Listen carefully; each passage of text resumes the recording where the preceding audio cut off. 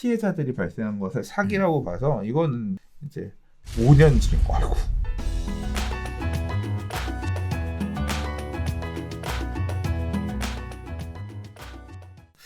자, 5번째 이야기입니다. 네, 깡통 전세 보증금 12억 9천만 원 챙긴 30대가 이번에는 징역 5년을 선고받았던 이야기를 가지고 진행해 보겠습니다. 자, 대구지법 형사 11 단독 이성호 판사는 임차보증금을 돌려줄 능력이나 의사 없이 계약한 뒤에 보증금을 받아 챙긴 혐의로 A씨에게 징역 5년을 선고했다라는 얘기입니다. 2016년부터 임대차 보증금을 승계하면서 소액 자금을 더해 주택을 사들이는 이른바 갭투자 형식으로 다가구주택 8채를 매입한 뒤 이를 임대하는 과정에서 14명으로부터 임대차 보증금 12억 9천만 원을 받고 돌려주지 않은 혐의를 보여주고 있다. 이른바 깡통전세 임대차 계약이 끝난 후 임차인들에게 보증금을 돌려줄 수 없는 상황이었지만 선순위 임차 보증금 액수를 실제보다 낮게 말하는 수법으로 임대차 계약을 한 것으로 드러나서 이게 결국 사기로 해서 징역이 되었다라는 얘기인데, 판결 자체는 내용은 그렇습니다. 피고인 사기 범행 피해액이 13억 원을 넘어서는 거액인데다가 피해 복구가 이루어지지 않았고 임대차 보증금을 편취해 피해자들은 주거 안정을 위협받게 돼 엄하게 처벌할 필요가 있지만 범행을 인정하고 반성하는 점 등을 종합해서 징역 5년을 선고했다라는 얘기인데, 지난번 깡통주택 사례에서는 무혐의 처분받지 않았나요? 아예 그냥 기소를 안 했던 걸로 기억해요. 그죠? 예, 겹쳐야해서. 그러니까 돈을 안 돌려줄 생각은 없었다는 거죠. 근데 다만 가격이 꺾여서 못 돌려주고 있는 것 뿐이지, 그러니까 범죄는 아니다 이렇게 그 당시에는 봤던 걸로 기억하는데, 이게 저는 그래서 검찰이 징역 5년을 구형했다 소린가 싶어도 그게 아니라 판사가 선고한 거예요. 그래서 와 이거는 뭐지 싶어서 내용을 자세히 봤더니 큰 차이가 있어요. 아, 어떤 차이였죠? 그러니까 이 사람도 일종의 갭투자, 깡통 갭투자를 한 건데 이런 아파트를 한 게 아니라요. 단독주택, 다가구주택을 한 거예요. 보면 이제 갭투자 형식으로 다가구주택 8채를 매입했다고 하잖아요. 그러니까 차이가 뭐냐면 아파트는 집 한 채에 보통 임차인이 한 세대 있죠. 그렇죠. 그러니까 예를 들어서 2억 2천만 원 전세를 끼고 내가 2억 4천에 샀다. 그럼 2천만 원 갭투자한 거잖아요. 전세금 끼고.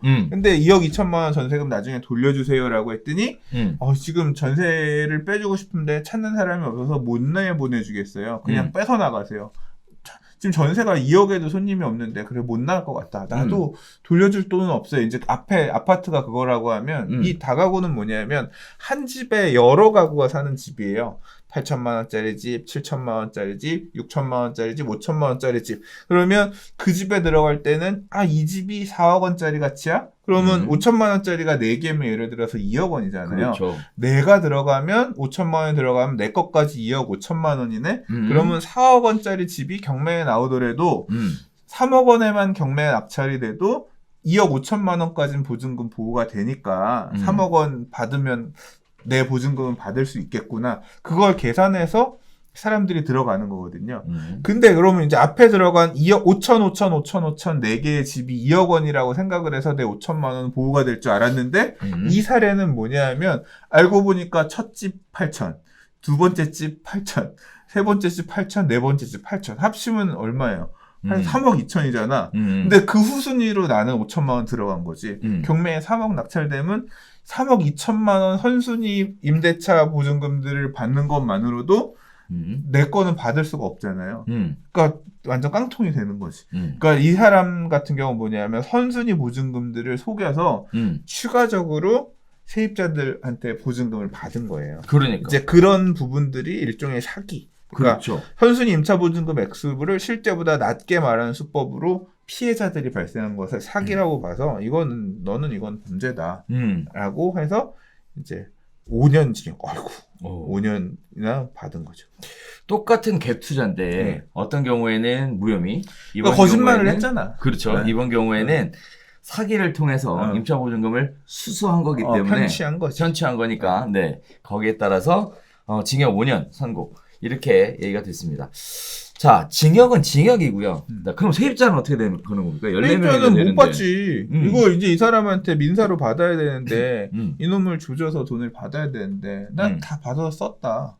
나중에 돈 벌면 줄게. 이거 어디 가서 받아. 이제 눈물 나는 거지. 그러니까. 그래서 사실 이런 관련된 기사들이 계속 나올 때마다 저도 생각하는 게 이게 뭐랑 충돌하는 거냐면 알 권리? 그러니까 당연히 세입자 입장에서는 이런 다가구 주택은 근본적으로 이 문제가 발생할 수밖에 없는 거래가 만들어진. 내 앞에는 선순위 보증금이 얼마인지를 당연히 알고 들어가야 돼 전세 보증금이 보호가 될 수 있단 말이에요. 그래서 그걸 봐야 되는데 보통 그래서 임대차 계약할 때는 그러니까 선순위 보증금들이 다 얼마 있는지 확인을 하고 내가 들어가야 되는데 그렇죠. 그거 잘 확인 안 해주잖아. 그렇죠. 그냥 계약서상에 쓰기만 쓰잖아. 이 선순위 보증금은 얼마입니다라고 쓰는데 그게 거짓일 수도 있는 거잖아요. 그렇죠. 확인할 수 있을 만한 이런 어떤 그런 게 필요한데 개인정보 위반이다. 그런 것까지 내가 알려줄 필요는 없다. 야, 다시 5천만 원 전세 받자고 내가 이 집에 뭐 있는 걸 일일이 하나하나 다 까서 말로 하면 그게 맞는 말이고 내가 거짓말 할 것 같아? 뭐 이런 식으로 지금 나오니까 문제라는 거죠. 근데 그렇죠. 좀 더 투명하게 검증할 수 있을 방법이 필요하다. 뭐 지금 이제 올해 얘기 나왔던 이제 지난주 지지난주 얘기 나왔던 내용 중에 큰 부분 중에 하나가 뭐냐면 임대차 거래 신고제를 하겠다는 그렇죠. 얘기거든요. 네, 전월세 신고를 하게 되면 이런 부분들이 조금 투명하게 관리가 될 수는 있을 것 같아요. 근데 이 단독주택, 다가구 주택은 방을 어떻게 놓느냐가 이게 다 제각각이라서 사실 여전히 사각에 놓이긴 할 겁니다. 투명하게 신고를 하더라도 이 선순위 보증금이 얼마 있는지는 좀 이걸 갖다 다 측정하기에는 한계가 어느 정도 있을 거라고 생각하거든요. 근데 대신 이런 피해자를 막기 위해서 그래도 뭔가 좀 제도적인 보완은 만들어져야 될 것 같아요. 이거랑 뭐가 또 있냐면 국세. 그러니까 임대인이 국세 체납액이 있는지 없는지, 지방세 체납액이 있는지 없는지. 국세가 일반적으로 뭐 크지 않은 금액, 뭐 재산세 정도 안 냈다 그러면 크게 문제가 없겠지만 사업하다가 뭐 국세 뭐 되게 안 낸 게 뭐가 많다.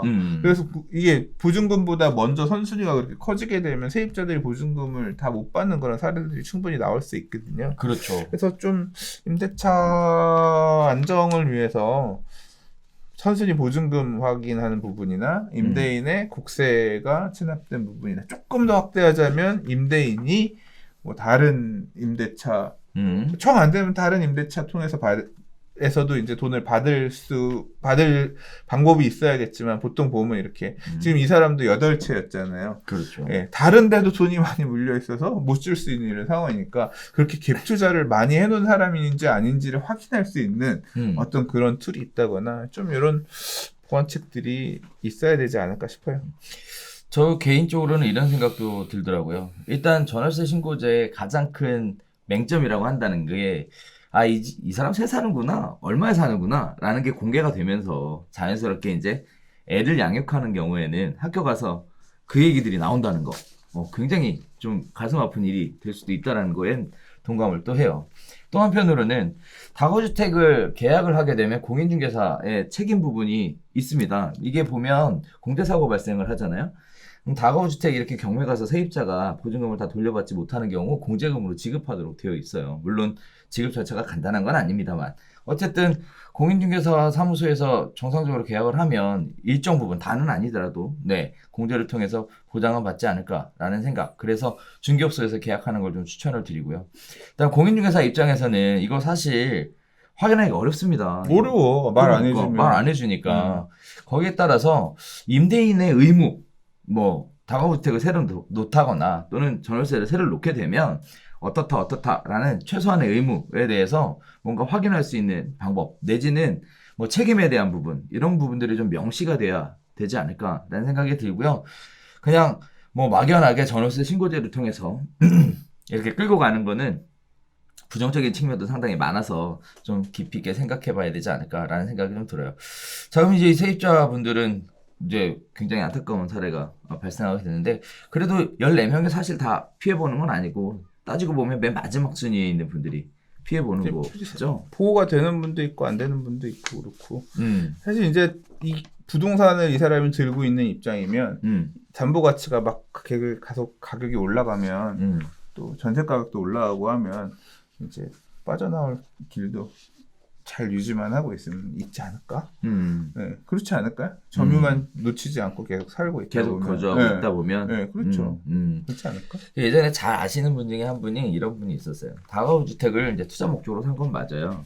그런데 이제 전세 가격이 막 올라가는 거예요. 근데 샀던 가격보다 훨씬 올라가는데 이제 세입자들이 집이 없으니까 달라 해서 매매 가격을 초과하게 되는 케이스인데, 그냥 나중에 가서 경기 빠지고 나서 세입자들이 이제 다들 소송하고 뭐하고 반환 청구 소송하고 역전세가 났구나. 네, 굉장히 그 스트레스 받아하고 힘들어하시는 걸 옆에서 지켜본 저희 적이 부모님도 있는데, 역전세 때문에 힘들어하셨던 적이 있어요. IMF 때.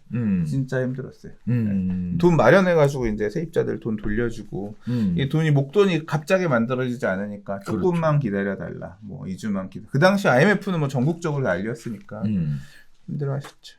그 얘기를 한 작년 정도에 술 한잔 하면서 부모님 댁 갔더니 IMF 때 힘들었던 얘기 하시면서 얘기를 하시더라고요. 너도 부동산 조심하라고. 그래서 네, 저 아버지 힘들었던 거 잘 봐서 무리 안 하려고 하고 있습니다. 자, 지금까지 뭐 5가지 이야기 쭉 나눠봤는데, 오늘은 그래도 약간은 짧게 끝난 것 같아요. 짧게. 비슷비슷한 얘기들이 너무 많아서, 네. 그리고 또 너무 특수하고 특별한 이야기들은 다루기가, 좀 그런 것 같아서 좀 추려봤는데, 자, 오늘 괜찮으셨습니까? 요새 좀 컨디션이 안 좋아요. 컨디션이 왜요? 모르겠어. 좀 건강검진 좀 받고 건강을 생각해야 될 땐 것 같아요. 술도 좀 줄이고 먹는 것도 좀 나이가 이제 건강 신경 쓸 때가 됐죠? 그러니까요. 이게 건강이 와닿네요. 이 건강을 잃으면 다 잃는다는 말이 실감이 된다 그러나. 그렇구나. 자, 요새 또 그 코로나 사태도 뭐 7차 감염까지 이어지고 뭐 확산되고 뭐 계속 얘기들이 많은데, 이런 부분에 대해서도 좀 신경을 써야 될 것 같아요. 다시 더 크게 확산되지 않게끔. 아시는 분들이 또 재택근무 돌입하셔가지고 집이 또 시끌시끌 하시더라고요. 또 자, 이런 부분들도 있고, 또 저 개인적으로는 사업자 분들한테 무슨 지원금 또 서울시에서 지원금 준다면서요? 그런 거 있다 그래서 저도 이제 끝나고 바로 가서 확인해서 제 권리 챙겨야 되지 않을까라고 생각을 돈 하고 줄 때 있습니다. 받아야지. 그러니까. 요새 힘들어요. 착한 임대인도 아니고 말이야. 그렇지. 그래서 착한 임대인을 못 만나서 힘들어요. 자, 이런 부분들이 사회적으로는 굉장히 복잡하고, 부동산도 사실은 어떻게 보면 좀 이상한, 뭐 특이한 이런 모습들도 자꾸 보여주고, 피해자들도 자꾸 생기는 것 같고, 여러 가지들이 생기고 있는데, 아무쪼록 뭐 우리 시청자분들께서는 모두 다 무탈하셨으면 좋겠습니다. 요새 인사가 무탈하라고 얘기하는 게 이해인 것 같은데, 자, 저희가 준비한 소식은 여기까지였습니다. 저희가 다음 주에는 또 새로운 소식 가지고 찾아뵙도록 하겠습니다. 감사합니다.